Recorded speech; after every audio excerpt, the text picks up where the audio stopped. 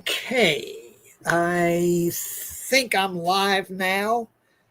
Sis, I see you there waiting, and I will add you in just a minute. Let me kind of take care of some business here, real quick. Um, hey, guys, hope y'all are, or hope you had a good day, and uh, and today had kind of a little a subject.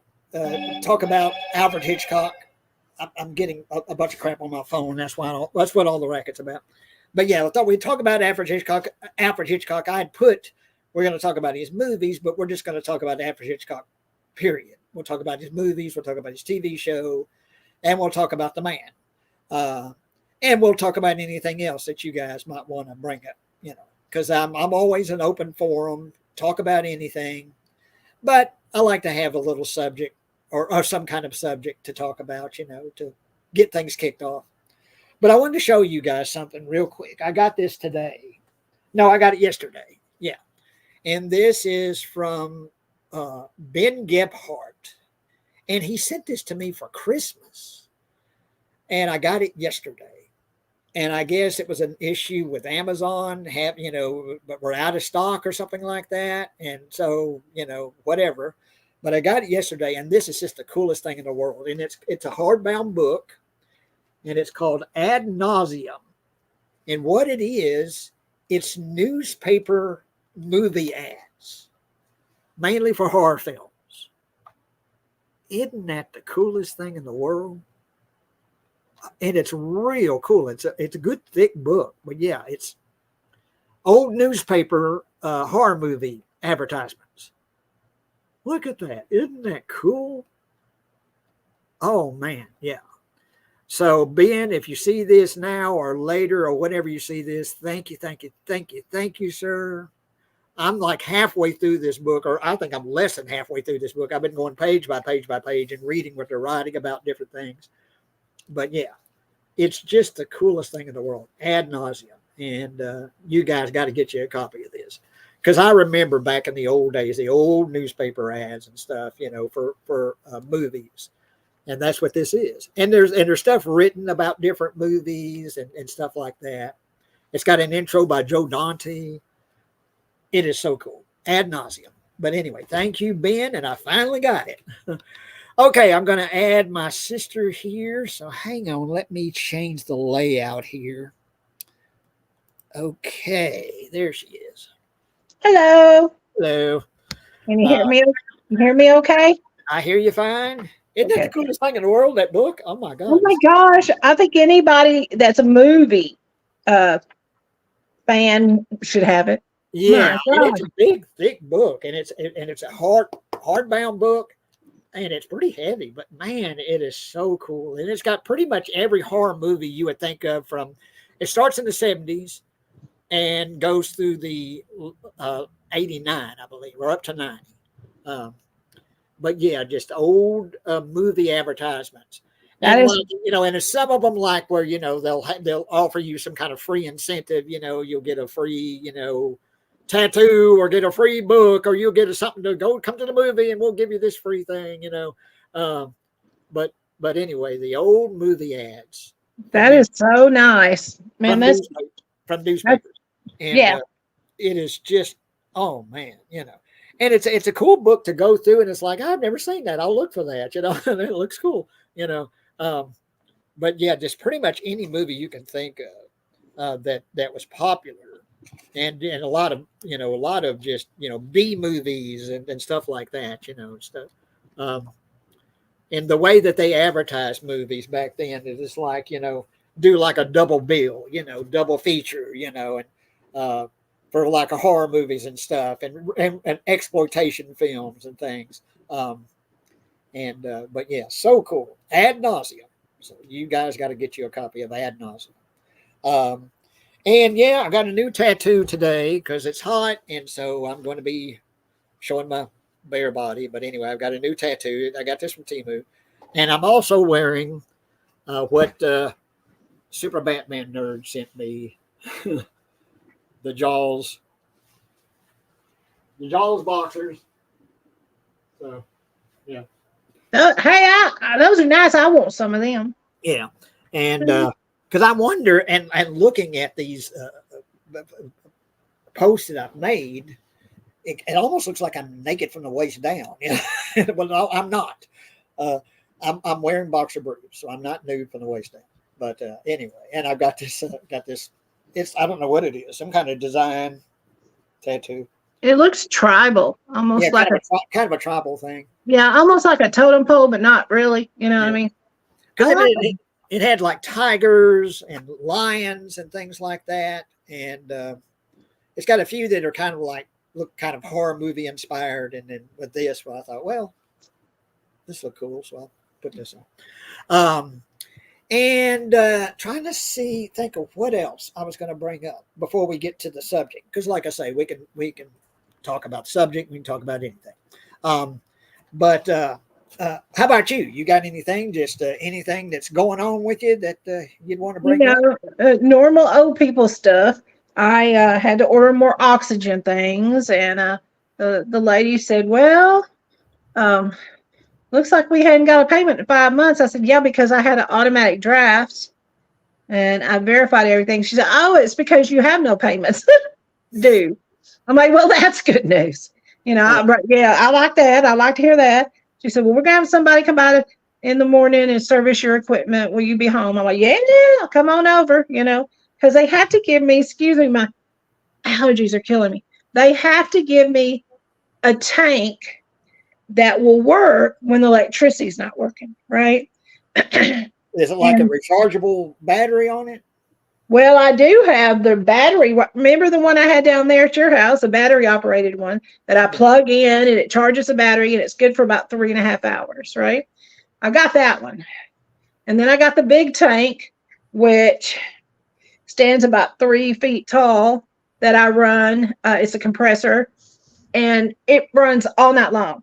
You know, I'm supposed to have oxygen when I sleep, So, and then they have to, but both of those you have to have electricity to charge the battery on the portable tank, right? That I carry around, Mm. and you got to have electricity to charge the big tank. Well, you don't charge it; it just runs, right? The compressor.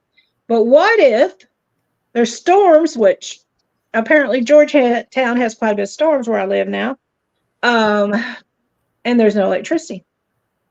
Hmm? Yeah, and I still need oxygen, or I can't sleep. Uh, you know, And so I saw the doctor yesterday, and she said, "You shouldn't have any trouble with your oxygen supplier. Let me know." I said, "Okay." But I had one thing funny happen to me yesterday, and I'll tell you it's hilarious. And then I'll hand it back to you. Since you asked, um, Uber.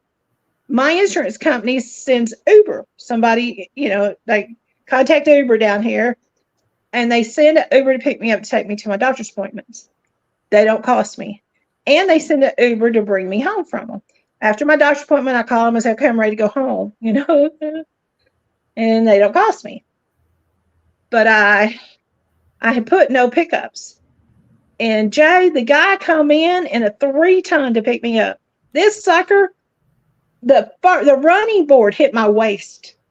Ah, And I looked at him. I said, "Man," he's an older fellow like me. So he walked around. I said, "I don't think I can get up in there." it And it has was a brand. some little steps or something. Well, it had a runner board, but that won't do me no good because that's still too. I'm only 5'4", so that's still too. So I looked at him and I said, "I can't get in your truck." And he said, "Tell you what, that seat that you're looking at right there can fold completely up. Why don't I help you? I'll make sure. Can you step on the running board?" So I got on the running board and I just turned around and sat down on the floorboard. I said, "Okay, let's go." He said, "Don't you want to try to get up in that seat?" And I'm here lately very weak, right? I said, "I can't push myself up on that seat, you know?" Mm. And he goes, "You want to sit there?" I said, "Yep. Come on, let's go."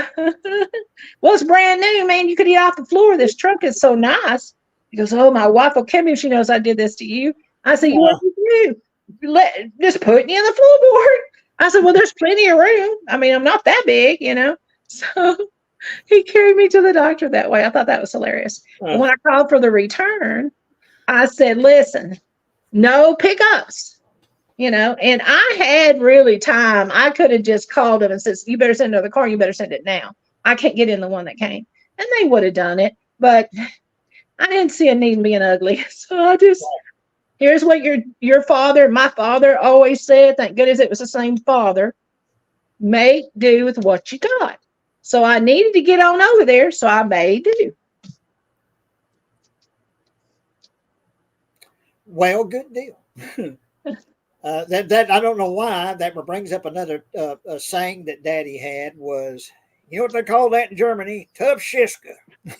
Yeah, yeah. Or here's another one. I know you. I know you want that. I'll help you all I can. I want it for you too. I can't get it for you. I'll help you all I can. Yeah, yeah. Yeah, I'll help you all I can. Yeah. There you go. I remember that one. Yeah.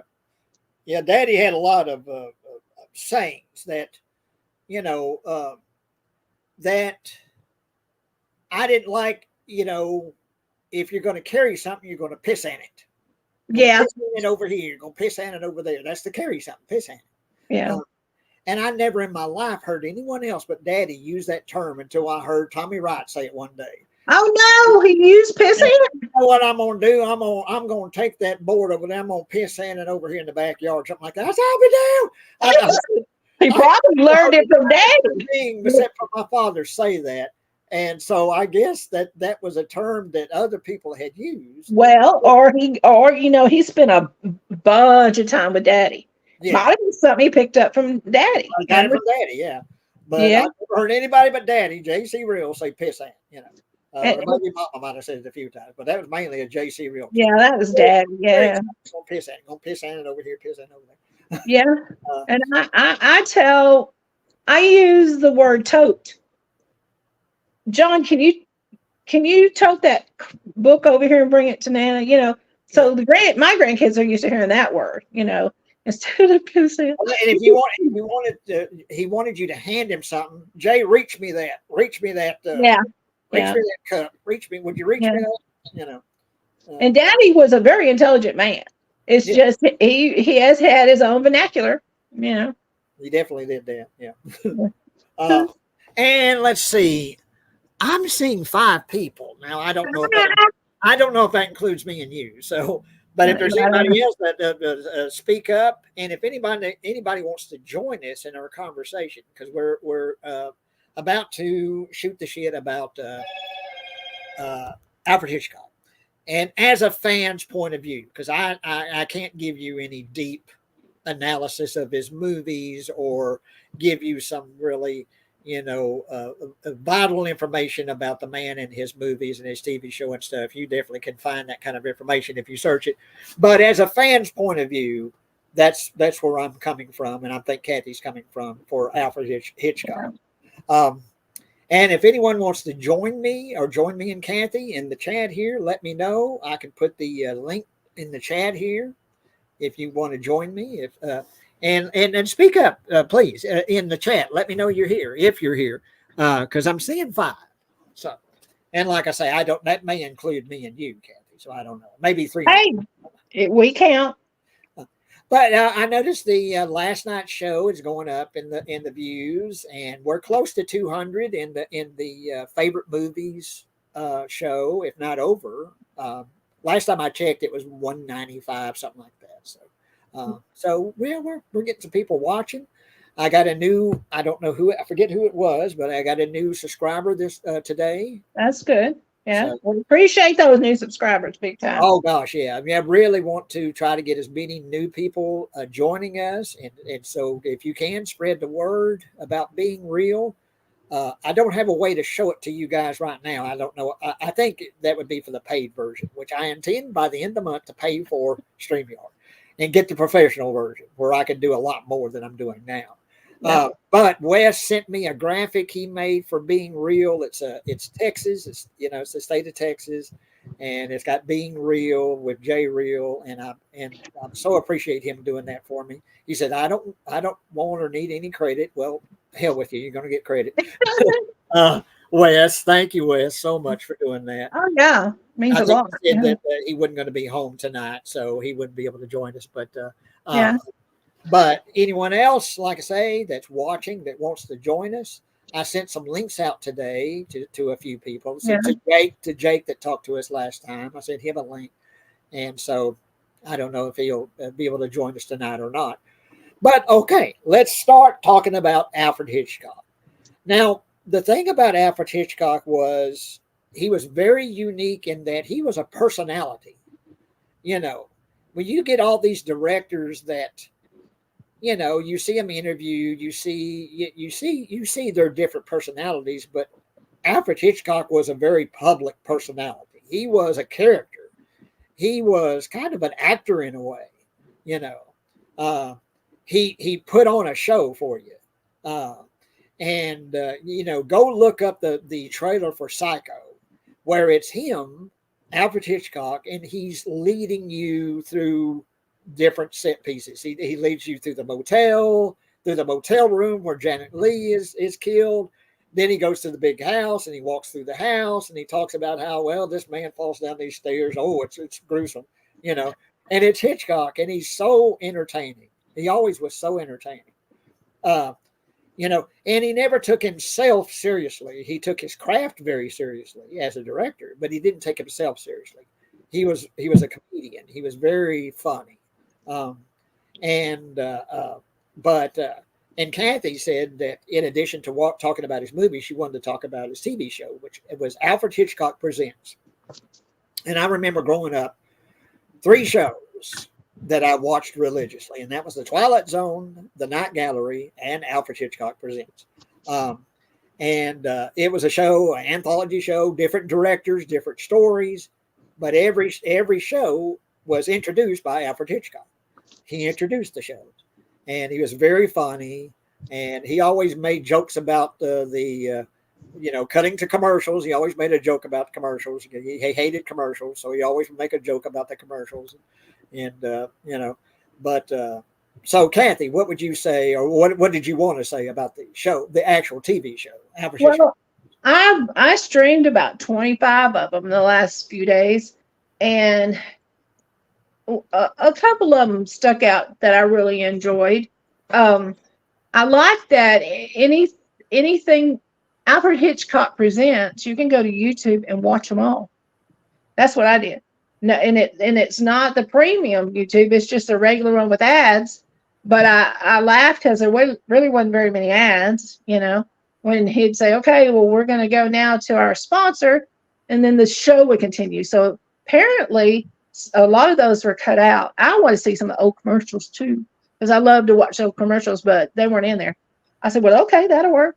But he has actor as a credit too, Jay.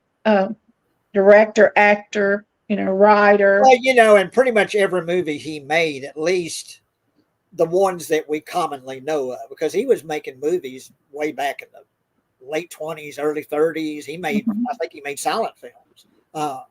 But the classics that we know of, pretty much every one of them has got a cameo by Hitchcock. You can see him walking across the street, or walking, or he's a customer in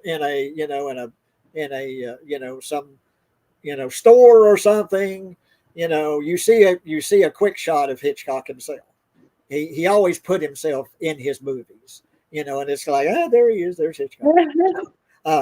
And he would get, if you go to the IMDb page and look at his movies, you'll see Alfred Hitchcock uncredited, as man on the street or man in the store or something like that. So I love that. Go ahead, Ken. Yeah, so a couple of those stuck out in my mind that I really liked.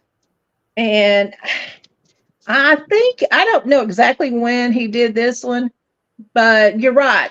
I learned that in the 20s and 30s, he did a whole string of movies. And you can get 20 of those on Amazon if you want to buy those and go back and even go back that far to the very first ones he's done. I just watched one couple of hours ago. I rewatched it because I'm like, I really like that. Let me make sure I want to talk about it, right? And I really got, an honorable mention. and a movie. That's all I got because there was so many of them I liked. I'm like, we'll be here. You don't want to give me that much screen time because I'll use it. But $1 Million Hospital, and it stars William Shatner as William Grant, a very young doctor, and he's been working at this nice hospital for a couple of years, and all doctors have to do that internship, and he sees an ad in a newspaper, and he says, "I'm going to go check this out," and it's $1 Million Hospital, and he's like, "They're looking for another doctor, so I'm going to go check it out." And his two buddies, the other doctors, they're all in their 20s, it looked like. They said, yeah, it's probably a scam. It's probably a strip club or something. He said, well, I'm going to go check it out on my day off. So he did. He went over there and he checked it out. And Charles, I believe it's Beckfo, is an old man, old doctor. It looked like he's probably in his late 70s that runs this place. And sure enough, it looked like something you'd find in a back alley. It looked really rough looking. But out front, there's a sign, 24-hour hospital, right? Now, what I liked about it is the intro's narrated by Fred Astaire. Huh. I was a huge Fred Astaire fan back in the day. Still am. If I run across something, or every now and then I try to look up something he was in. But once William Grant, Shatner, gets in there and goes in and meets the doctor, and everything's going wrong.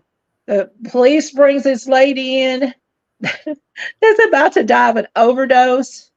And then right after that, these two hoods bring in, one is real scary, and make sure that the old doctor sees his gun, right? And he brings in, and there's only one nurse. I mean, it was a little bitty place, right? Kind of dark. It really looked clean enough, but you can tell by looking at it, it's not $1 Million Hospital, okay? But anyway, they bring in this guy that's been shot, and the main hood man's, I called him a mafia man, or what do you call him? But anyway, he said, save him. And so the doctor said, told Shatner, said, can you go in there and keep working on that lady that's trying to OD on us, and I'll get these 2 bullets out of this guy, see if we can save his life. And then a cop came in about that time.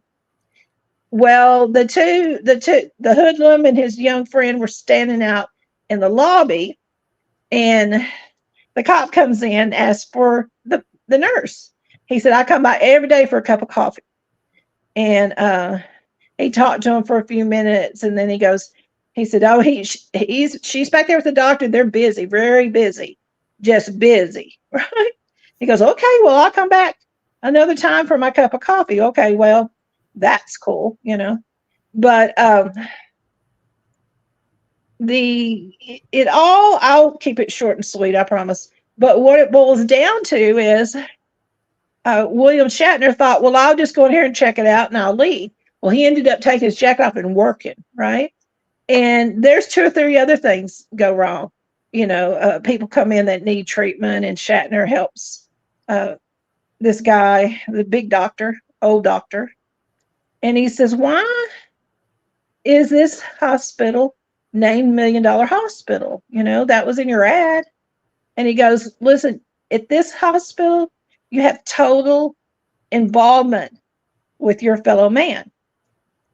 And to me, that makes it $1 Million Hospital. So Shatner was disenfranchised at his other job he had. Yeah, he stayed busy and he got paid decent, but he said, the old man said, I'm glad you're here because, and he talked to him a little bit. He said, you're the patient too? And he said, yeah, I'm a patient too. He said, I'm going to die. So the doctor is, working one at the other. And then they get caught up where they could talk a minute. And Shatner said, I still don't understand why this is $1 Million Hospital. And the doctor said, I don't have a little while left to live. He said, write me a check for $1 million and it's yours. And Shatner said, really? And he said, yeah. He said, I've worked up. There's quite a bit of clientele that comes in here. And they'd pay him, y'all, 50 cents. Or he'd say, I don't know, give me $1 for that treatment, Or every now and then he'd just say, oh, you don't owe me anything, the old doctor. And he said, well, I don't know how you make a living here. And he said, well, as I told you, it meant a lot to be able to interact with these people that need help. And that's what we're here to do. So he wrote him a check for $1 million. And he goes back. So Shatner goes back to his other job at the nice hospital, and the two guys are there, two doctors, and they're all in their break room and stuff. And he goes, well, how'd you like it? He said, I bought it. He said, you bought it? He said, yeah, I wrote a check for $1 million. And he said, listen, now what we make, he said, unless you've got oil fields, something we don't know about, you don't have $1 million. He said, don't worry, he's never going to cash this check. So he basically gave it. Gave it. Yeah. Oh, cool. So, yeah. So if you want to see a young Shatner and you want to see this, it's $1 Million Hospitals now. Yeah, I was going to bring up that it's pretty much everyone that was famous at the time was in William Shatner Presents, and of course Shatner was in several Twilight Zone episodes. But pretty much anyone you could think of that was, popular at the time, an actor at the time, was on the show. It was a very popular show. And one that keeps popping in my head is called The Jar. And that's basically what it is all these characters, and it's this glass jar, a big glass jar. It's got water in it, and it's got some kind of, you don't know what it is. It looks like it could be like an octopus or some kind of creature or something. And it's everyone through the whole episode trying to figure out what's in the jar. And you get to know each character's sort of background, that they reveal themselves throughout the episode. And it's a really good, I guess you would call, character study, where you meet all these different characters that are trying to figure out what's in this jar, And so anyway, I won't spoil it's got a pretty interesting ending. I don't think I'll spoil the ending, but go see The Jar from Alfred Hitchcock Presents. Yeah, I tried to scan down and find it, but oh my gosh, there's hundreds of these, over 200 of them apparently. So I couldn't. But there's several episodes that are really good. And in the 80s, they had a revival that they did for the Twilight Zone, and they did for Alfred Hitchcock Presents. They had a revival show, and where they made colorized versions of the old episodes, and with current actors from the 80s and stuff, and they colorized the intros. That'd be neat. Yeah. But there was in the 80s, like around 85, 86. Yeah. So they lasted a few years. And they also did the Twilight Zone the same way, where they did a revival, Yeah. But for the Twilight Zone, they did mainly new episodes. But for the Hitchcock show, I think they mainly remade the old shows. They had some new ones too, I think. And like I say, had the intros, colorized the intros with Hitchcock in the 80s. So. And like I say, I think that lasted a couple of years. But yeah, like Kathy says, go to YouTube and just search Alfred Hitchcock Presents, and you'll find a ton of shows. Yeah, it's really entertaining stuff. That if you like the Twilight Zone, you'll like that. And they're short. You know what I mean? They're short. They mainly, instead of the Twilight Zone kind of dealing with supernatural stuff, this show kind of deals mainly with mysteries, and it leans more to suspense and mystery stories and that kind of stuff. But still really entertaining stuff. And Hitchcock was always a blast. Like I say, he was a very entertaining guy, And I mean, the man had his own theme. But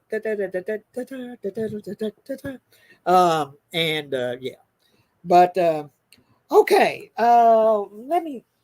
and bringing up some movies, and certainly, like I say, we're going to just skip around. I want to kind of bring up some, I don't know if they're lesser known, but I don't hear talked about as much as, say, Psycho and Vertigo and that kind of thing.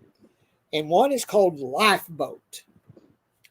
And I always really like this one. And what it is, it's during World War II, I believe, and a German U-boat bombs a just passenger boat. It's not a warship. It's just I think it's just a plain passenger boat. Yeah.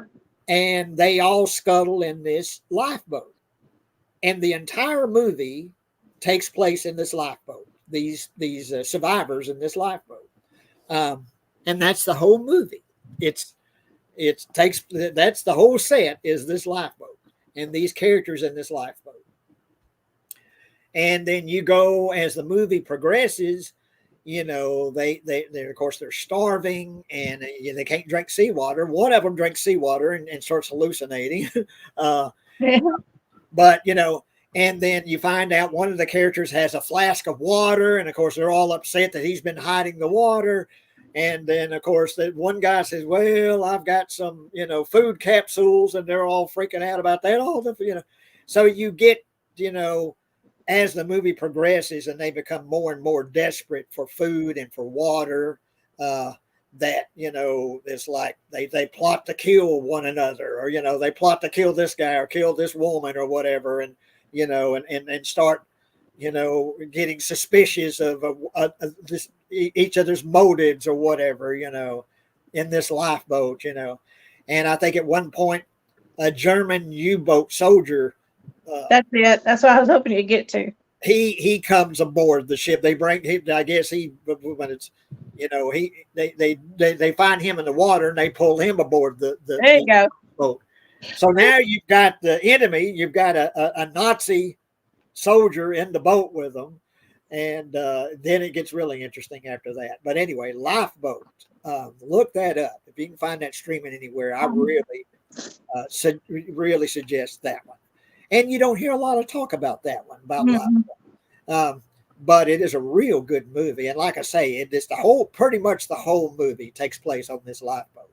And so it's a character study and the characters, in this lifeboat.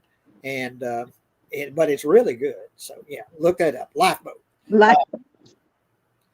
But is any a movie that you want to bring up? A Hitchcock movie? Yeah. Sound like my mother, didn't I? Yeah. One of my favorite movies. And I didn't even know Hitchcock did this one. Okay.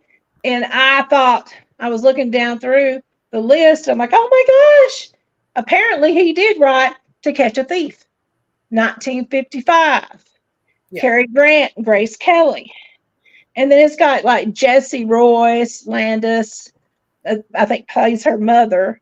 And, a bunch of other characters. But what the premise is, there's a notorious burglar going around to these big resorts and stealing these precious jewels from these women.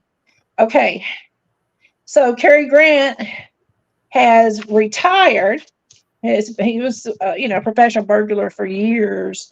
And he's retired to, to the Riviera, French Riviera, to the vineyards, And when these series of robberies are committed, in his style, so whoever it is, it's a copycat of the work he used to do. He sets out to find a real jewel thief. And then along the way, the very first person that the jewels get stolen was Grace Kelly. And I loved her as an actress. She didn't do near enough work, I don't think. So they meet and everything, and she's at first, doesn't care anything at all about him, and says, oh, I've heard of you and I want my jewels back. And he's, I'll help you get them back. And she goes, yeah, give them to me, attitude, Well, come to find out, they started dating, and he would go and find women at these big banquets and stuff that had these precious jewels. He would follow them home to find out who's breaking in and using his style of walking across the roof and finding places to get in and stealing these jewels. Of course, they were all insured, but a lot of these women wanted their jewels back because they're sentimental. They've been in the family and such. And we're talking high dollar necklaces and rings and bracelets and stuff. But anyway, I love the way Cary Grant and Grace Kelly worked with each other. And you see a bunch of France, the French Riviera. You see them driving through the country together, and I love anything to do with France, Italy. The landscape is just gorgeous. But in the end, he no spoiler, but he finally convinces the cops because, of course, as soon as they knew he was in town, they're like, "Yeah, we're gonna watch you." He's like, "Please do," because he was trying to clear his name. But again, I love that one. To Catch a Thief, 1955. Cary Grant and Grace Kelly. And you bringing up Cary Grant, another Hitchcock movie, North by Northwest. Cary Grant again, and he's just a normal guy that, if I'm remembering correctly, he looks like a spy or something, that these people start chasing him thinking he's this spy or something, that he's trying to smuggle some microfilm out or something to this effect. But he's just a guy, he's just a citizen. And they think he's this, secret agent or something like that. And so they're chasing him and intending to kill him. You get all these spies and such that are chasing after poor Cary Grant. And you get one of the most famous scenes in movie history is that crop duster chasing Cary Grant. He's running. He's got this crop duster behind him chasing him. Great scene that, that when you just see famous movie shots, that's something they usually show is that crop duster chasing Cary Grant. In a big field on foot, right? In a big field, he's running, and I just wonder and I don't know how they did that, but it just looked like, well, they just did it. They just had a crop dusting chasing Cary Grant. I guess it had to, yeah. Because I'm sure they had things like green screen and back, projection and things like that, but it doesn't look like it's any kind of projection. It looks like there's a damn crop dusting plane chasing Cary Grant. All right. Hang on. I think that's me. I'm sorry. But anyway, North by Northwest. And the climax takes place on top of Mount Rushmore. And it's a great set piece that they actually built a replica of Mount Rushmore or I forget which president that's all they're fighting on top of it, but that's so cool, that climax at Mount Rushmore. But yeah, and that's one of his classics, North by Northwest with Cary Grant once again. And let's talk about another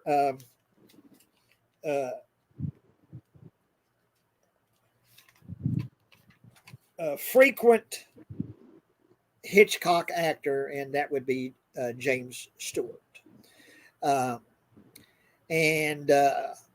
There was, I wrote some notes here. I think just a minute, what I had wrote about this, that I think it's like the British Film Institute, I think they did where they gone through the world's best movies, or the top movies ever made, and it was Citizen Kane.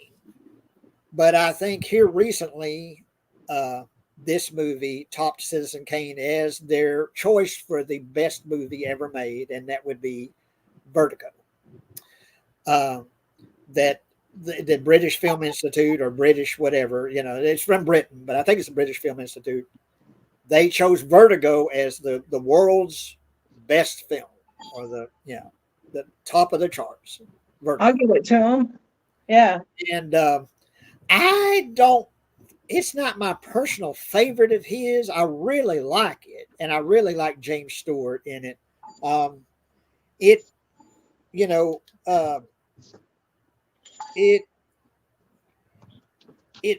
uses a lot of techniques that Hitchcock developed that One is called the push-pull. That is the push-pull. And what it is when you, because the character of James Stewart's character in the movie, he's a former cop, but he's chasing a suspect with another cop, friend or a co-worker, another cop, are chasing this suspect on top of a roof, I believe. And his co-worker, the cop that's working with him, falls, I think, and is killed. And at one point, James Stewart is grabbing onto this roof ledge, and he's hanging from this roof ledge. And you get, I'll be right back. That's where he develops the fear of heights, which is called vertigo, which is the title of the film. And so James Stewart is definitely afraid of heights from that moment on. And so when I talk about the push-pull, that is when you take the camera that you're filming with, and you push in physically with the camera while zooming back.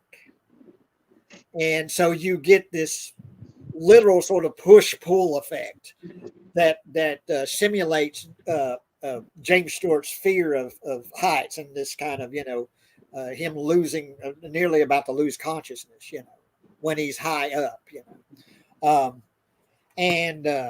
but anyway, it's a great effect. And also color is used very prominently in Vertigo, where like green symbolizes something, I don't know if it symbolizes innocence or something like that. Red symbolizes fear. He used color very vividly in Vertigo to symbolize different feelings and different emotions. He developed techniques in Vertigo that he would use in other films, but he really, was an innovator, in developing film techniques that weren't used before. You get Saul Bass, who did the Psycho, intro and all that. He did the intro for Vertigo. That might have been the first film he did an intro for, the credits.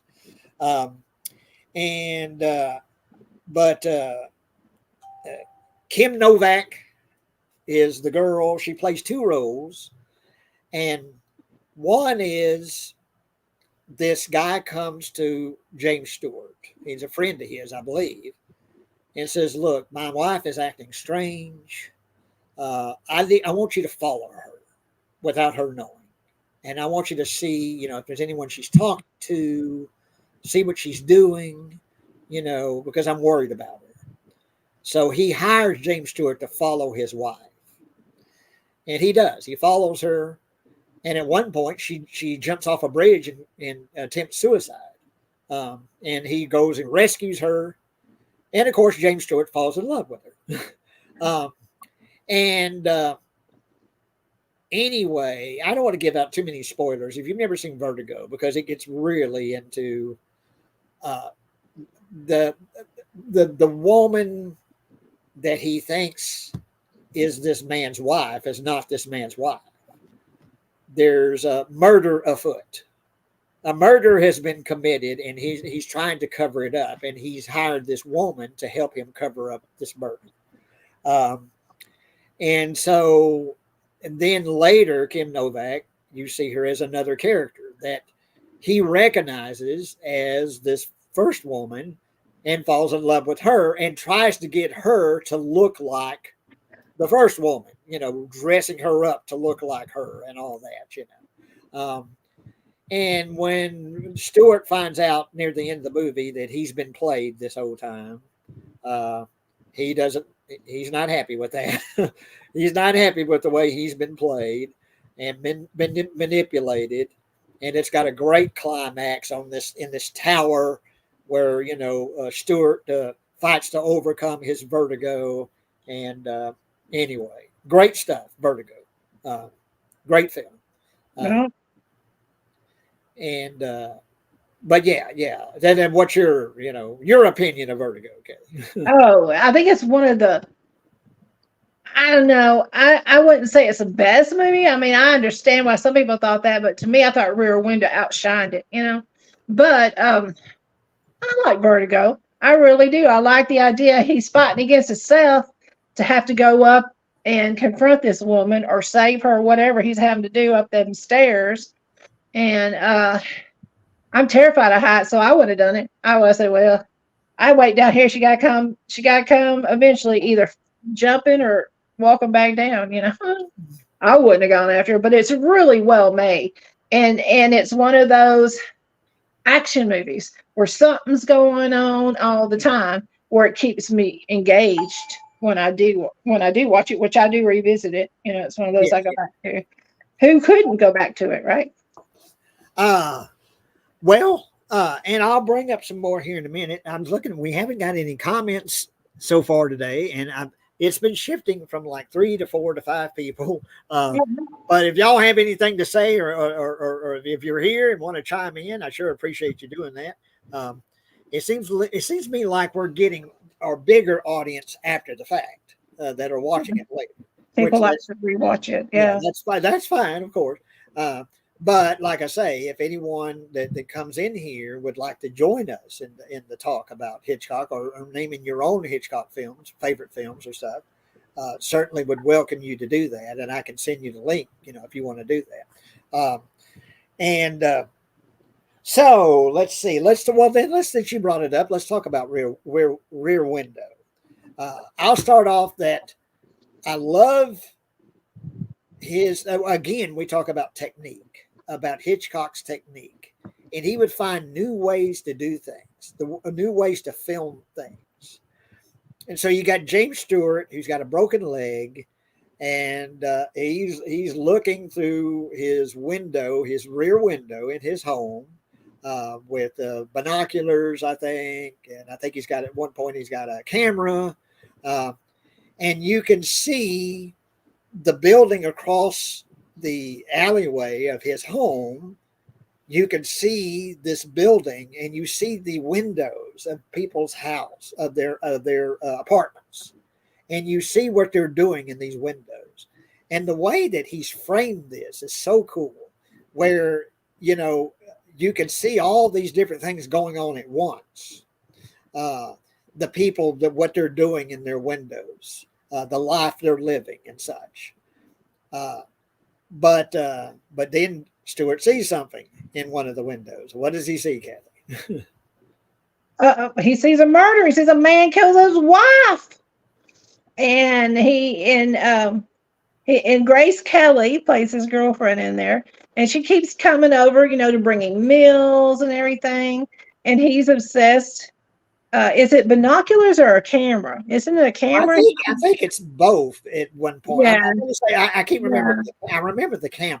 So And I think he also uses binoculars, and I think sometimes he'll give it to his. Look at that, get her a look. But a great relationship they both have, great conversations they have, where he's, obsessed, and to get her to believe what he's seen, that he's seen a murder, and to try to get other people to believe that he's seen a murder being committed, and he's not getting anyone to believe him. The authorities, no one will believe him that he's seen a murder. So, like I say, he's got a broken leg. He's got his leg, propped up, his broken leg propped up, and sort of piecing together what's happened through what he's seen, and to figure out what's happened, But once again, I talk about technique, about Hitchcock's technique, that he just seemed to keep finding new ways to tell a story and new ways to film a movie. And the way he does it in Rear Window is so innovative and so creative, showing all these people in their windows and doing what they're doing, and just really entertaining, but yeah. Yeah, and his girlfriend Grace, of course, she's got a different name in the movie. I'm sorry, I can't call it, but she thinks he's just stir crazy. I mean, he's looking out at this apartment, and it's not a huge apartment, but I don't know, 6, 12, 14, 18 people live there. It looked like, and he's seeing different things that go on in their lives. A lady takes her little dog and she's up on the top floor and puts him in a basket and lowers him down. He gets out and goes and potties, and then he jumps in the basket and she brings him back up, and then one day he comes missing. But it's him. He's like, I'm not stir crazy. I know I have to be here. I know, I have to recuperate, but you got to understand, I know what I saw. And it took a while for him to convince the police. I think she came around a little quicker. Sorry. Told you my allergies are kicking my hind in. But anyway, I really, really like Rear Window. Yeah, I do too. I really like it. Yeah. And they made a remake with Christopher Reeve, because after he had had his accident and he was confined to his, electric wheelchair, and he was breathing through a tube and such as that. Uh, and so, but anyway, I don't think I've ever seen it. And when in searching for Rear Window on the streaming services, that's the version that they have where that you can watch. It's the Christopher Reeve version. uh, but I may watch it someday. But yeah, I don't think I ever watched that. But yeah, they made a remake with Christopher Reeve, and so. But yeah, Well, the first one is just so good. yeah, There's just no way I'd want to watch anyone if it's not him, yeah. And her, and she died again way too young.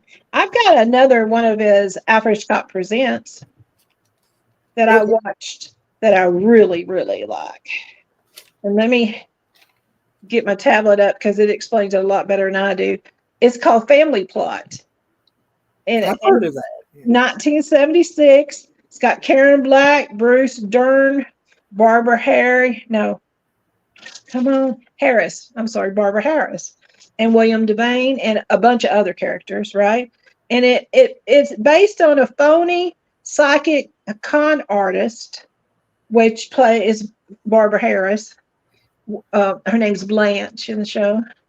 And her taxi driver actor boyfriend encountered a pair of serial killers while trailing a missing heir in California. So what happened was this lady called them and said, I want to hire you, this elderly lady did, to find her nephew, Arthur, which is William Devane, who had been given up for adoption as a boy. And with little information, the pair track on off down track down this non-adult man in San Francisco. Arthur has had a colorful past, however, including murder and thievery with girlfriend Fran Karen Black. So when he discovers he's being trailed, he assumes it's for other reasons, and chaos ensues. It made $13 million at the box office, and I had seen this when it came to the box office. So when I was trying to remember what other movies I like, I thought, well, what about Family Plot? But again, I had no clue it was Hitchcock that did it. Well, yeah, and was it his last film? Hang on, I don't know. I think it's his last film. Yeah, and this went, like you say, about 76. Yeah. It was the one he made before he passed away, and I don't think I've ever seen it, but I need to see it. It's not to interrupt you, but let me real quick. Now hush. Family Plot is a 1976 American black comedy thriller film directed by Alfred Hitchcock in his final directing role. It was based on Victor Channing's 1972, I believe, book. But anyway, it trails off, so I don't get the rest. But anyway. Well, and of course, you lead me to my Karen Black story, which I've told this before, but I'll tell it again because I met Karen Black, and she was at Texas Frightmare Week. I met her. And this was back when I had hair, and I had very kinky curly hair, kinky curly red hair. And so I'm walking and I'm talking to you. And it was back in the days that I sure miss about horror conventions where you could just stroll around and just visit with them. You didn't have to get an autograph. You didn't have to get a picture with them. You could just go and just shoot the shit with them, before it just got crazy and where it just was just, and they shoot you dead. You try that now. You got to stand in line. You got to wait your turn, and Dang. they move you out. Get your picture, get your autograph, and get the hell out of here, and pay $200 to do it. This is back in the $20 days. This was 2009. It's the only time I got to take you and be there. $20 got you the autograph, and it got you a picture with them. And it was all inclusive. Nowadays, $20 won't even, you can't even look at them for $20. They charging, $100 to get a picture, $100 to get an autograph, or some ridiculous fee now. Anyway, so I'm strolling around, and there's Karen Black sitting there, and she's just she don't have many people at her table. She's just kind of sitting there, and she's kind of shooting the shit with whoever at the table next to her. Her son was there too. I talked to him. He's in what is it? Invaders from Mars, that Toby Hooper directed, and she's in it, and her son's in it, and he was in with her. So he was there, her son. I forget his name, but anyway, I talked to him a bit. So I walk up to Karen Black's table. Well, now, one of the most scariest things I've ever seen in my life, I was like 8 years old, and seeing this little Zuni fetish doll thing chasing Karen Black around the apartment and stabbing her with a knife, and that little doll. And shit, man, that thing scared the shit out of me. I was, it fucked me up for a while. I was sleeping, in my, because I slept in the bedroom with my parents, and that, after seeing that damn thing, that little thing chasing Karen Black around the apartment and stabbing her and shit, with the teeth, and oh my God. So anyway, and she had a little toy Zuni doll on her table. It didn't look very good. It was pretty cheap looking, but she had one at her table. So I walk up to her table, and I'm just looking. I didn't say anything to her. And I hear, "Excuse me." And I look up, and it's Karen Black. Yes, ma'am. Are one of your parents black? And I'm like kind of floored by the question. I'm like, ma'am, I'm just wondering, one of your parents, are they black? No, ma'am. Both my parents are white. Oh, I'm sorry. I saw that hair of yours, so I thought maybe one of your parents was black because you got that kinky hair. I said, "Oh no, ma'am. No, I just had to laugh at that. No, ma'am. They're both white." I said, my daddy had kinky hair. He didn't have red hair, but he had kinky hair. And not like mine though, and not as curly as mine. But he goes, "Oh, okay. Well, I just wondered." I said, "All right." So that was that was the conversation I had with Karen Black. Is if one of my parents black? And that evening we went to dinner, and everybody, all of the people doing the show and all the actors and actresses, we all ate in the same dinner hall, Yeah. And Sid Haig would be in there, and they'd be, you'd be sitting down. Yeah, and it would be. Yeah, I mean, elbow to elbow nearly with them because it was pretty crowded and at your tables. And I turned around, and she's sitting kind of catty corner. I could have reached out and touched her. I said, "Jay, is that Karen Black?" He said, "Yeah, that's the one. That's Karen Black." And she just turned around and kind of winked at me because, of course, it wasn't that loud in there. Everybody was eating. That was dinner time. Everybody's tired. Who was that came up and down the elevator with me that day? And Derek Mears. He was so sweet. Yeah, and he played Jason in the remake of Friday the 13th, the one from the whatever. He was so sweet. Yeah, and he was so cool. Yeah, he's got that. What is it called? It's the skin condition where you don't have fingernails. Alopecia. Yeah. You don't have fingernails. You don't have hair. He's bald. Yeah. He's got that. He has that condition. But yeah, he was so cool. He was on the floor that we were on. And so there were 2 or 3 times we rode the interview with Derek Mears. Yeah, I didn't know nobody hardly, but I was tickled to death, that he was. What happened was I wanted to go back up to the room for a minute while you were down at the table, and he was standing to go back up to his room, and we rode up together. And he said, "Well, are y'all from Texas?" I said, "We sure are." And he said, "Oh, you are, aren't you?"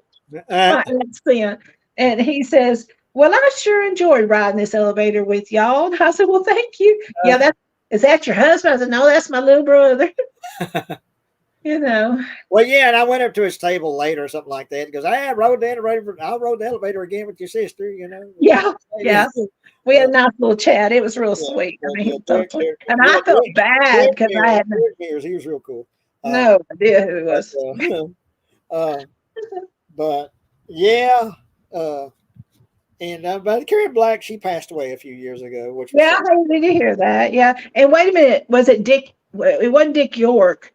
Dick from Gremlins that we interviewed or you interviewed. Oh my God, Dick Miller.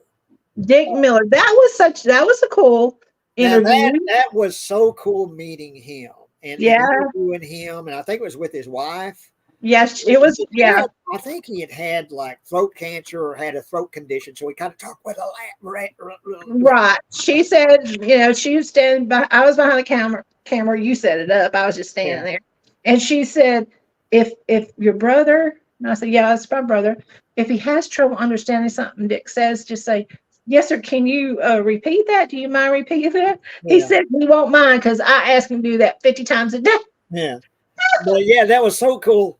And yeah, and of course I grew up with Dick Miller. I mean, he's in the original what is it? Little Shop of Horrors. He's in that Roger Corman movie. He was always in Joe Dante's movies. So he's in Gremlins. He's in Gremlins 2. He's in, pretty much every movie that Joe Dante made. He's got a part for Dick Miller. But he was in a bunch of Roger Corman movies. But just so cool to sit and just visit with him. And then after the interview, we just sat and just kind of just shot the shit with him and his wife. Just for a good 30 minutes, to sat there and just visited with him. Yeah. And I'm starstruck because this is a man I grew up watching, and then seeing all these movies I've seen him in, and just always loved Dick Miller, and just to sit there and just chat with him was so cool.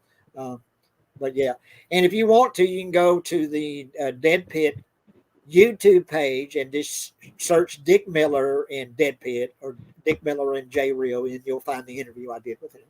So, but yeah, real cool to meet him. Well, back to Hitchcock. Here's another one you don't hear a whole lot talked about, but I really like it. But it's a black comedy. It's mainly a comedy, and it's called Trouble with Harry. And Shirley MacLaine's in it. Let's see. I'm trying to think who all's in it. But anyway, it's a comedy where there's this dead body that shows up, and these people trying to figure out who is this, what happened to him, but it's a comedy. Like I say, and it's very weird. The way they talk to each other is very kind of strange. The way they interact is very funny and unusual. But it's a black comedy. It's not serious at all. It's very funny and lighthearted. But the trouble with Harry, trying to figure out who is this guy, who's this dead guy, and where did he come from, and what happened to him, and the trouble with Harry, and he, they can't seem to get rid of him. I think they tried burying him at one point, but he keeps popping up for some reason or something. The trouble with Harry. But I don't hear a lot of talk about that one. But it's a funny movie, and it's I really like the humor in it. It's very unusual and sort of weird, but I like the humor in it. But yeah, I remember Shirley MacLaine's in it. I forget who else is in it. But hang on. But yeah, we I still haven't had a single person comment today. So we're having a small crowd. It'll jump up to like 3 or 4, and then back down to 2, and and the 2. That's okay. That's okay. We'll have fun. We'll just keep having fun. Yeah, but like I say, and like with the last show, the people are coming and watching it later. So and enjoy it, and they can make comments, and you'll see it after the show. That way, if they want to comment on their favorite episode. But yeah, like I say, for guys that are watching this later, that, yeah, there's something I'm trying to build this. I intend to, by the end of the month, to actually start paying for StreamYard, and I can do a lot more then. I can get more people on talking with me, but I can also, kind of jazz it up better, have pictures, that I can show.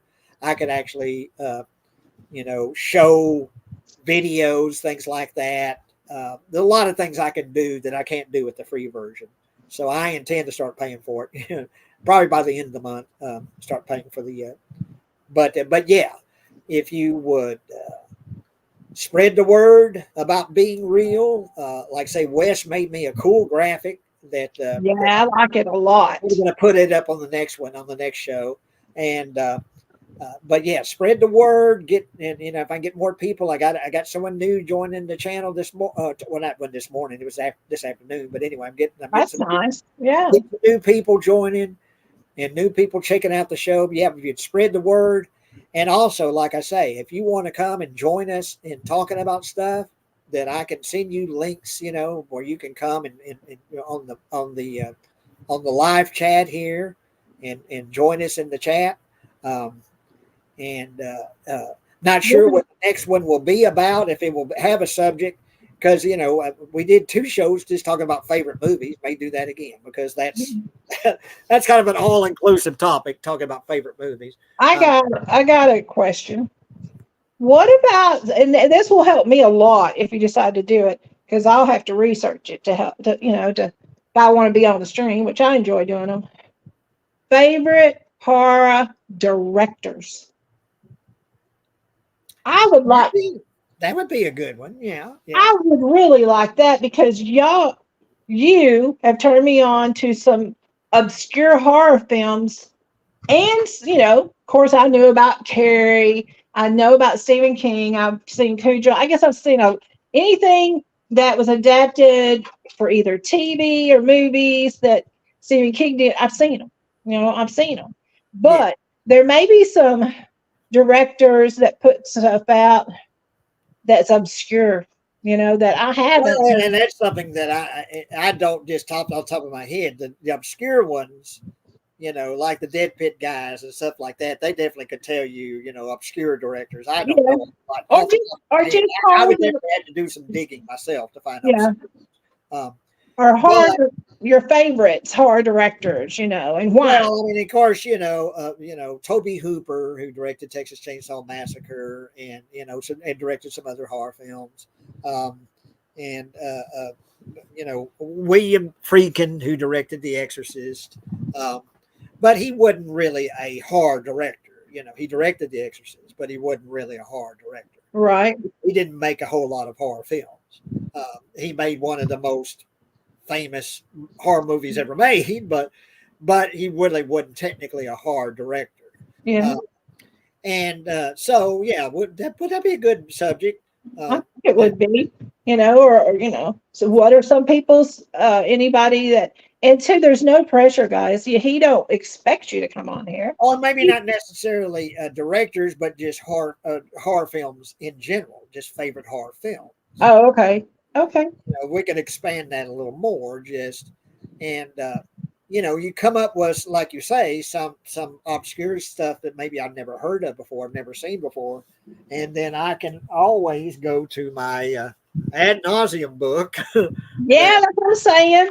Yeah, that's why I'm saying. Once again, thank you, Ben Gebhardt. It took me 4 months to get it, but I finally got it. And but yeah, I wanted to show this again because this is just the coolest thing in the world. These old newspaper advertisements for mainly horror films. It's mainly horror films. But yeah, just the coolest thing in the world. Yeah, look at that. And it's, gosh, I don't know how many. It's a thick book, and it's even got a little black bookmark where you can bookmark your pages, that's actually attached to the book. But let's see here. It's 367 pages. There you go. Yeah, just old. And this one would be just a gold mine for finding movies that I'd never heard of before, never seen before, because there's a ton of it. you know, and back when they would say, double feature, double horror feature, and they would have these different, films. And there's a ton, like I said, of course, there's Maniac. Of course, I've heard of Maniac, um, you know, but yeah, there's a bunch of them that I've never heard of before and want to check out, But anyway, yeah, get you ad nauseum, get you this book. And it's a real heavy, hardbound book. It's so cool. Uh, but yeah, uh, but but yeah, and let's see. Well, I still just see two. I think it's just me and you, Kathy. We've got a very lot, and no one. I haven't had a single comment. No one's commented tonight, so none that I'm seeing anyway. Yeah. So That's okay. hopefully, they're going to watch this later, and hopefully enjoy it. But let's see. Do you have anything else by Hitchcock you want to bring up? I don't, but I want to hear about The Rope. Rope. Well, now I'll tell you about Rope. James Stewart again. And Rope is another one I don't hear a whole lot of talk about. But there was a real life murder called the Leopold and Loeb murders. And what happened was some college students got together and killed a fellow student basically just for the fuck of it, just to see, can we get away with this? Yeah. They didn't hate the guy. They didn't really dislike the guy. It was just they chose a student that they knew and let's kill him and let's just see if we can just do it and get away with it. It was a experiment basically. And that's what they did. They killed a guy, in the movie he strangled. I don't know if that's what happened in real life, but yeah, it was just let's just see if we can do this and get away with it. And so that's what the Leopold Loeb murders, I believe is what it's called. So it's kind of based on that, real life murders, and it's James Stewart, and that's what it is. It's these students that kill a student, and they put him. I think it's in this it's got a chest, but it's got a piece of rope hanging off the edge of this chest. You see it hanging off. It's got a lid on it, and you see this piece of rope hanging off it. Referring to the title of the movie, Rope. And it's James Stewart. I think maybe he might be a teacher, a professor, if I'm remembering right, at the college that these students are at. And it's in this apartment or a dorm or something, and where they've got this body and they're like talking to each other. Okay, let's get our story straight. Let's, what we'll tell anybody, we haven't seen him or whatever. Here's the last time we talked to him and all that, getting their story straight. And James Stewart just pieces together the facts by talking to them about what's happened. And eventually he figures out that a murder's been committed. And he opens up that chest and you see the dead body in there, and he's, you're gonna burn for this, you're gonna get the chair, or whatever, you're gonna die for this, you too, or whatever. It's a couple, or I don't know how many they're involved in the murders. Yeah. But yeah, real good, and once again, we get to Hitchcock's method.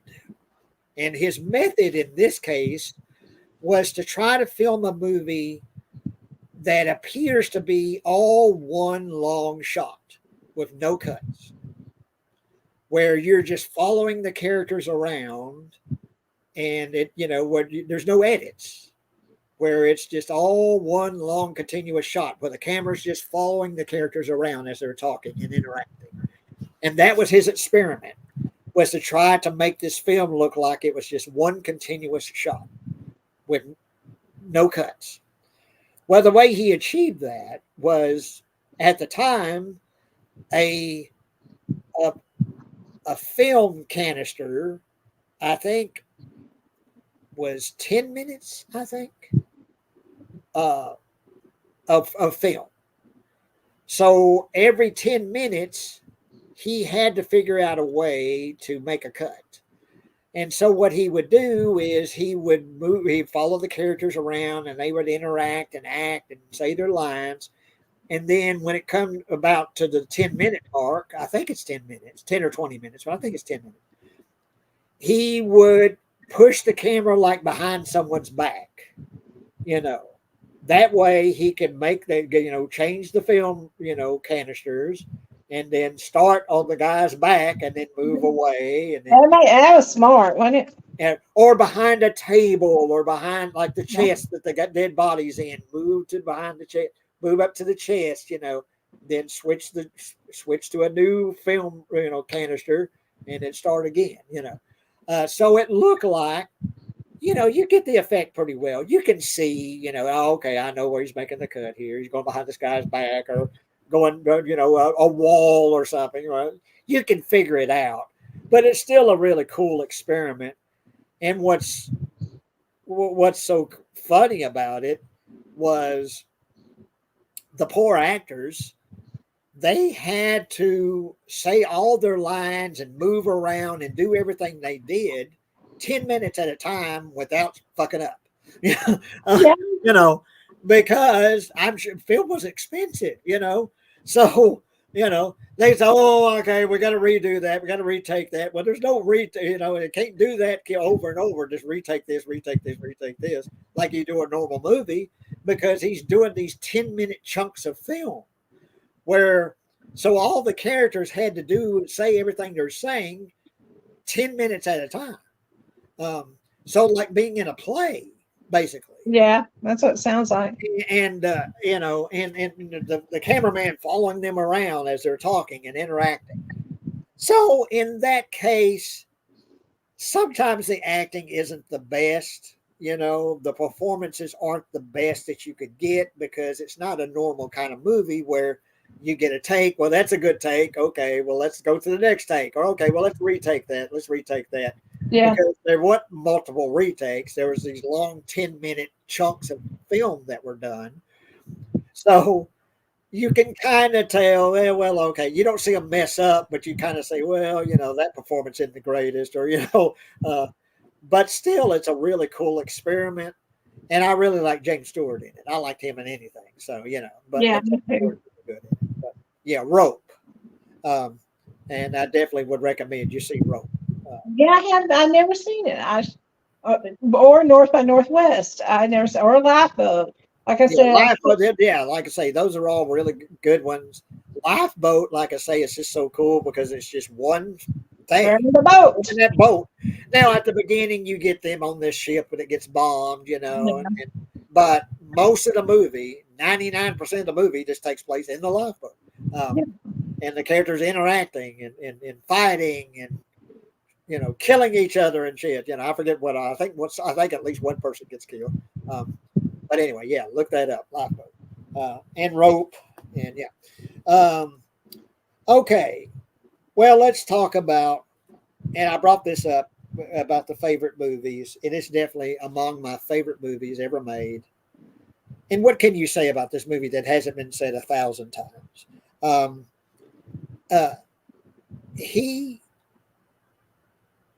This was kind of based on, I think, Ed Gein, who was a serial killer that would kill people and skin them and stuff, and shit. Kind of based on that, I think. But as a character study, there's hardly a better performance than Anthony Perkins. And like I say, well, okay, Psycho. I'll say it, Psycho. We're talking about Psycho. And there's been whole shows done. We could do a whole show just about Psycho. We could just talk about Psycho. And go through pretty much every beat in the movie and just talk about Psycho. One of the greatest, I guess, if you want to call it a horror film. I don't know if I call it a horror movie or not, but it's one of the greatest movies of its type ever made. And one of the greatest performances by someone that's not hooked up right, that's unhinged, that's, more than a little bit crazy, and that's Anthony Perkins. And the thing is about that performance is you like him. you like Norman Bates. Yeah, you do. You like He's it to the better. very end of the movie. You never stop liking Norman Bates. No. Even when you find out that he's crazy, that he's mama, that he's a dual personality, and that he's murdered somebody, uh, murdered more than one person, you still like Norman. It's like at the very end, I still like Norman. Uh, you don't stop liking Norman. Uh, and that's very unusual to take someone that's essentially the villain of the movie, but you like him. It's like he's sweet. Yeah. He's a sweet guy. You feel sorry for Norman. You feel bad for Norman. uh, and uh, but yeah, just talk about technique again. Filmed in black and white. I think for cost measures, I think he filmed in black and white because it just was cheaper at the time to film in black and white. And I don't think he had a whole lot of confidence that it was going to make a lot of money in the theater. He even, I think, in one documentary I saw, had considered actually making it a part of his Alfred Hitchcock Presents show that he was doing at the time, as like a double, doing two episodes, part one and part two, uh, before he decided to actually release it in the theaters. And it wound up being his biggest moneymaker and making the most money of any movie he's ever made, and being considered by a lot of people his best movie. I think that might be my favorite movie of Hitchcock's is Psycho. Um, and a lot of it is because of Anthony Perkins' performance, uh, and the way he filmed things, uh, and Hitchcock filmed things, the direction, just everything about it. And I brought this up before too, is Janet Leigh or Janet Leigh or whatever, however you pronounce her name. Janet Leigh is the way I've always heard it. Leigh, you begin this movie. She's stolen some money from her, and there's a client for the firm she works for that she's stolen $40,000, and she's on the run with this money because she's got a man that she wants to marry, and she needs the money to marry him, and set up a good life, with this man she wants to marry. So she's on the run, and she's having doubts about whether she should actually follow through with this. Maybe she should turn herself in, she's doing the right thing and she's going to get caught, At one point, she's pulled over by the police, and of course, she's real nervous. And I was just sleeping in the car, and you can tell he's suspicious of her. She sells her car, gets another car to try to, hide the trail that she's leaving behind. So you think, and I'd imagine people that went to see this movie for the first time, they think that this story is going to be about her. It's going to be about Janet Leigh, that you're watching a movie about this woman that's stolen this money and what's going to happen to her. And then she's driving at night and she sees this motel. She said, well, this would be a good, I need to stop and get some sleep, get a shower, and think things over and decide what to do the next day, decide if I'm going to do, turn myself in, or if I'm going to follow through with this, stealing this money. So she stops by Bates Motel, and then she meets the guy running the motel, Norman Bates, has a sandwich with him, has a conversation, talks about his mother, because you can hear his mother bitching in the house, who is this woman, and so he has a conversation about his mother and about, well, she's not, her mind is gone, she's not right in the head, and she suggests, well, have you thought about a home, and that upsets her. No, I would never put my mother in a home, it's my mama, you don't treat your mother that way, and that kind of thing. And so, yeah, well, I'm sorry, I didn't mean to offend you, has this conversation with Norman, has a sandwich with him, and then goes into her room, and says goodbye to Norman, and says, well, okay, I'm going to leave early in the morning. So if I don't see you, thank you for the sandwich and I had a good conversation or whatever, and she goes into her room to take a shower, clean herself up and start fresh the next day, decide what she's going to do the next day. And of course, we know what happened in the shower. one of the most famous shots in movie history, famous scenes in movie history, is the shower scene in Psycho. Um, and just where you can go and just look at the edit, the way he edited that scene, where, of course, you have Janet Leigh, and this is in the 60s, it's 68 or something like that. I forget the year that it was made. You can't show her nude body, but you see a little hint of her body at some point, and you don't actually see the knife entering the body, but still, when it's done, you think you've seen a woman stabbed. Well, you see her grab the shower curtain and you see the blood going down the drain. Pulling that shut, you see those rings of that shower curtain being Yeah. down, and then chocolate syrup. That's what it was. That when you see it going down the drain, because that's Hitchcock said that's what it was, chocolate syrup. And when I made my movie Dawn, I have fake blood, and I went to the grocery store HEB and got HE Buddy syrup to use for blood for Dawn, because it was filmed in black and white. So I kind of took inspiration from Hitchcock, but anyway, and then you get that zooming close up of her eye, and when her dead body on the floor, and then you hear Norman, "Oh, Mama, blood," and him covering up the murder because his mama's killed this woman, and he's got to protect his mama, so he's going to cover up the murder. He wraps her up, puts her in the trunk of her car. You see the money, he grabs it in the news. It's rolled up in a newspaper, the $40,000. He just grabs it, doesn't even look in the newspaper, and he just throws it in the trunk of the car, $40,000. And that was called, the money is an example of something Hitchcock called the MacGuffin. The what? The MacGuffin. Okay, MacGuffin. The MacGuffin. And a MacGuffin is something that doesn't appear really important. It's an object.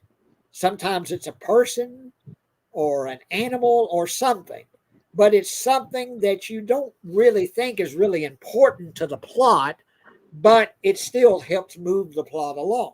Yeah. And the money in Psycho is the MacGuffin in Psycho. Yeah. In Raiders of the Lost Ark, it's actually the Ark of the Covenant is the MacGuffin. Yeah. It's the thing. It ties things together and helps move things along, but in itself, it's not really that important. Right. This money that Norman it's wrapped up in a newspaper, $40,000. You see when he's hiding the body in the trunk, he just grabs that newspaper and just throws it in the trunk. Don't even look and see what's in it. But we know as an audience what's in that newspaper. There's $40,000 in there, but he just throws it in the trunk, closes the trunk, and sinks it in a nearby swamp. And so there it is. Behind the hotel. So, but the MacGuffin. And I don't think he invented the word, but that was a term that Hitchcock used for an object or something in his movies that would help further the plot along. Yeah. But in itself, it's not really that, you don't think it's really an important thing, but it is. It actually is an important thing in moving things along in the story. Yeah. The MacGuffin. The whole audience is like, "Whoa, no!" Yeah, well, it's something that the often that characters in the movie aren't aware of, but the audience is aware of. Right. In particular, the money. Something the audience is aware of that money, but Norman, we know it's in there. Yeah. Yeah, but Norman isn't. He just grabs that newspaper and just throws it in the trunk with everything else to cover things up. He didn't know there's $40,000 in there, and that's another thing that Hitchcock, I remember seeing interviews with him, that he talked about building suspense. And one of the ways you build suspense is showing something to the audience that the characters in the movie don't see. Yeah, that makes sense. Now, say, I think an example he gave is there's people sitting at a table eating dinner in a restaurant. And then you pan down and you see underneath the table, there's a bomb ticking away. Now, we as the audience see the bomb, but the people eating their dinner, they don't see the bomb. Yeah. So suspense is built as you see the bomb ticking away down to zero. Oh God, what's going to? Are they going to get? Oh God, are they going to get out of there? They're going to get blown up. What's going to happen? And building suspense, that showing the audience something that we know, but the people in the movie don't know. Yeah. And that has a way of building suspense. And that was something that Hitchcock, I remember him talking about. Was, look for lots of clouds with a high of 83 degrees Fahrenheit. And yeah, it's hot, dude. well, it's Alexa telling me what the weather's going to be tomorrow. I know. I heard the 83 possible degrees. rain. We've got a low chance of maybe some bad weather, but I think we're at the lowest end of it. Yeah, that's good. But yeah, it's must be 6:30 because that's when she tells me 6:30. Yeah. That's the only time. That's pretty much the only time she talks to me without me asking her something. is for the weather. Yeah. Yeah. Yeah. And let's see, Alexa, what is the temperature in my living room? Hot. The living room temperature is 80.4 degrees. 80.4. But this is the first show we've done, and I'm not really complaining, but this is the first show I've done where I haven't had a single comment. Well, that's okay, Yeah. And people, I hope people know there's no pressure for them to come on screen. No, there's certainly no pressure. I'm just, like I say, this is the first time, and that I haven't had any comments. I don't mean. Hopefully later, folks are gonna check it out later. And but I don't want people staying away, Jay, because they think, oh my gosh, he's gonna want me to come on screen, or no, you know. I'm just saying, but that's always an offer. Should you? Yeah, it's an open invitation type thing. I know, but when you were doing the other show, I kind of felt a little pressure to come on a couple of times. And once I just didn't. I said, no, can't do it. The other time I did, and I was a little bit uncomfortable because I felt like it was kind of expected of me, So I don't want people to feel that way because we just want to talk. Comment. Jay will read them. We'll just have a good time, man. You don't have to be on. This is the only thing I'll say about this, and I won't even say a name. Okay. I was informed by Wes today that all evidence of me has been completely erased. Yeah, they're I heard that last night, that she didn't say your name. She just said with the rebranding she's doing on her channel that she's going to have to re-record some of the stuff. Yeah. I've been canceled. I've been eliminated. Yeah. You'll always be number one with me. I appreciate it. It's an interesting feeling to be canceled, to be completely wiped away like I never existed.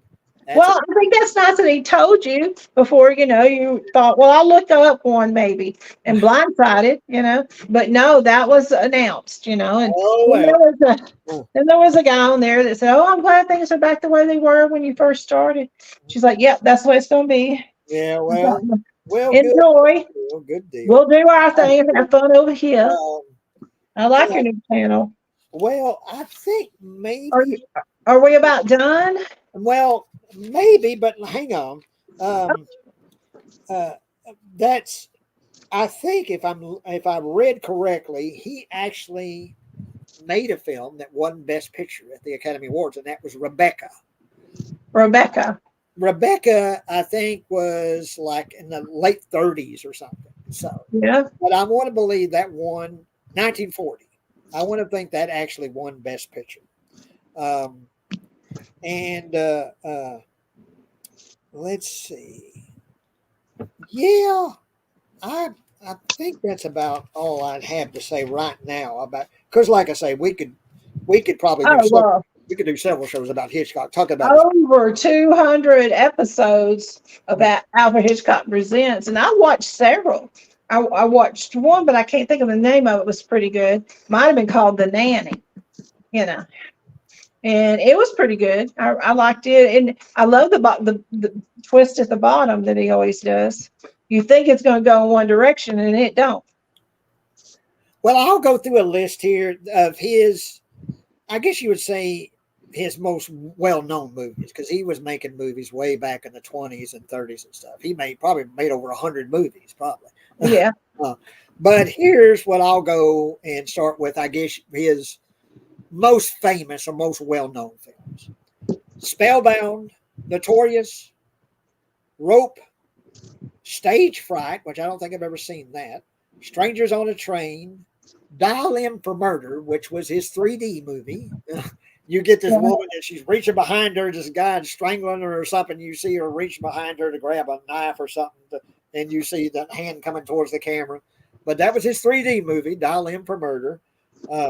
Rear Window, To Catch a Thief, Trouble with Harry, The Man Who Knew Too Much. That's another one I want to see. And that one I think is like on Tubi or something. I want to see that, Man Who Knew Too I Much. haven't seen that either. Yeah. He made it. I think he made a couple of versions of that. He made it back in like the 30s or something, and then made a remake of it, I believe. Vertigo, North by Northwest, Psycho. Oh, we didn't talk about the birds. We could do that another time. Oh, the birds! I love the birds. And well, we'll talk about the birds since I brought it up. Yeah, that's another one. That's another one where he's making up new ways to film things, new ways to show things being done. Show things happening. He was always doing that, sort of inventing new ways to film stuff. And you see that in the birds. See things, the way he frames shots and the way he sets up. I got input on that. Is it Tippi Hedren, the main character? That sounds right. Okay. The girl that was in Alien, she's in that as a kid. And what was, I forget. No, I'm talking about the teacher. The main woman. Yeah. Yeah. That sounds right. And I forgot who the man is, the famous actor, who the man is. Maybe you could. Yeah. But what I was going to interrupt you for a minute. I read something about that today, about the birds. And Hitchcock was having trouble getting a good shot of the birds in her face. And he had somebody pelt live crows at her face to get that shot. Well, like I say, that's back in the day. And of course, old William Friedkin was notorious for it, where if I got to haul off and slap you in the face to get the shot I want, I'll do that. Yeah. That's back when directors did what they needed to do to get their shot. And sometimes people got hurt, but 1963. Yeah. Yeah. Rod Taylor played the man, Mitch Brenner. Okay. But there's some really cool shots in the birds. I remember there's one where there's a woman, she's outside, and I think it's a church, and there's some kids in singing a song, in a choir, and she's waiting outside, and you see, was it like monkey bars or something? You see the birds, one they're on the clotheslines and stuff, and you see them coming, more and more and more until it's just a whole swarm of them, Yeah. And then they start attacking, and the way that he, accomplished those shots was really cool. I forgot who the special effects the coordinator was that did that, but some really cool shots in the birds. You see him, coming through a chimney and then coming through the fireplace and pouring through the fireplace into this house. Thousands of birds, and then that guy, the woman, she's in a phone booth, and you see the birds attacking. She's inside this phone booth, and that shot is really cool. Yeah. You see this guy, and he's standing. You see this a big puddle of gasoline under his feet that's flowing, and I think he's got a cigarette. Throws a cigarette down, and it catches him on fire. That's really cool. Really, some really cool shots in the birds, and and it's never explained what's with the birds. Why are they attacking everyone? They're just pissed off, and they're gonna, they're attacking. But yeah. So. Yeah. Let's see. A wealthy San Francisco socialite pursues a potential boyfriend to a small Northern California town that slowly turns for for a bazaar when birds of all kinds suddenly begin to attack people. She drives about an hour north of San Francisco to Bodega Bay, where Mitch spends his weekends with his mother, Jessica Tandy. I love Jessica Tandy.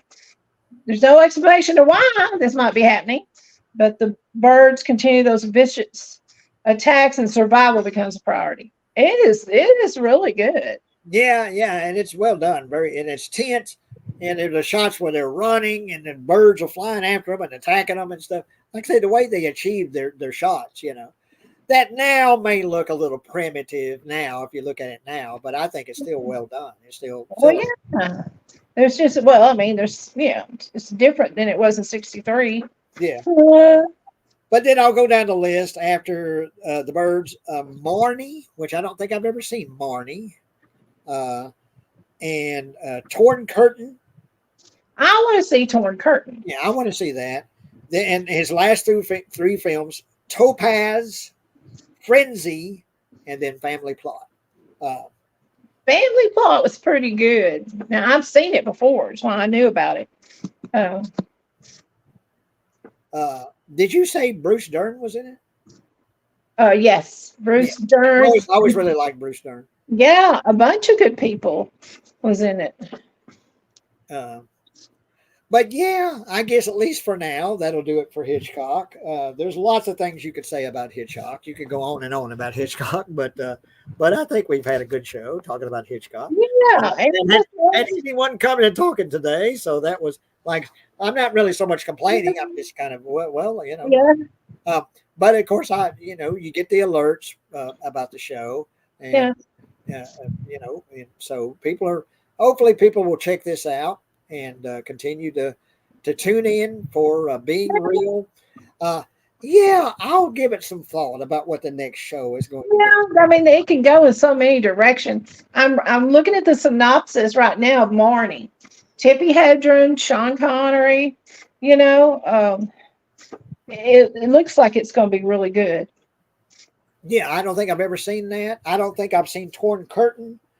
I may have seen Frenzy and Family Plot, but I'm not positive.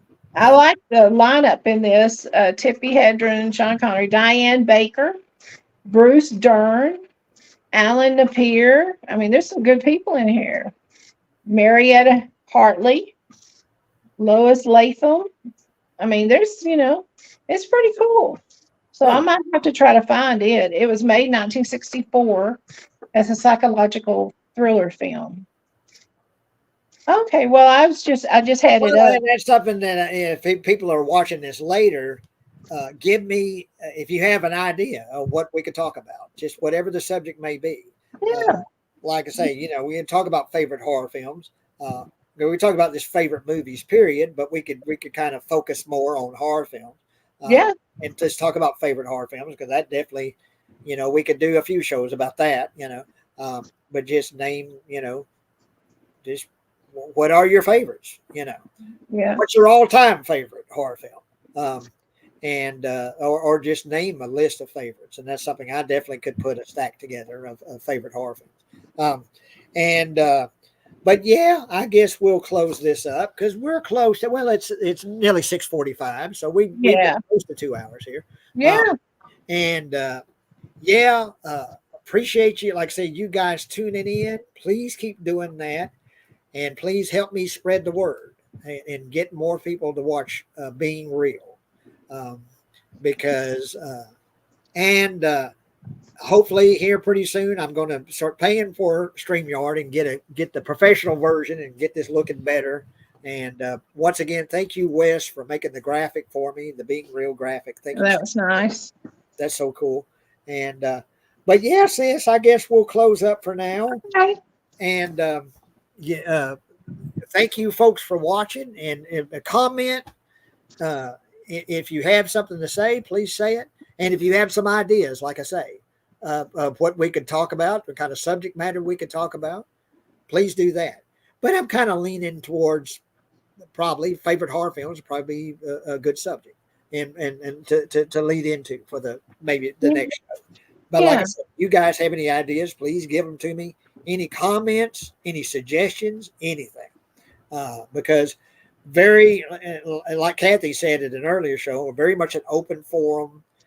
We'll talk about anything. We'll talk about life. We'll talk about movies. We'll talk about books, music, just whatever, and that's what I want to do, is have it be Yeah. sort of open ended, and let's have a good conversation. So, Yep, there you go. okay, sis. Thanks for having me. And I'll see everybody soon. And thank you so much for tuning in to Being Real. And I'm hoping to turn this into something really entertaining for you folks, and to keep doing it. So thank you guys, and I'll see y'all soon.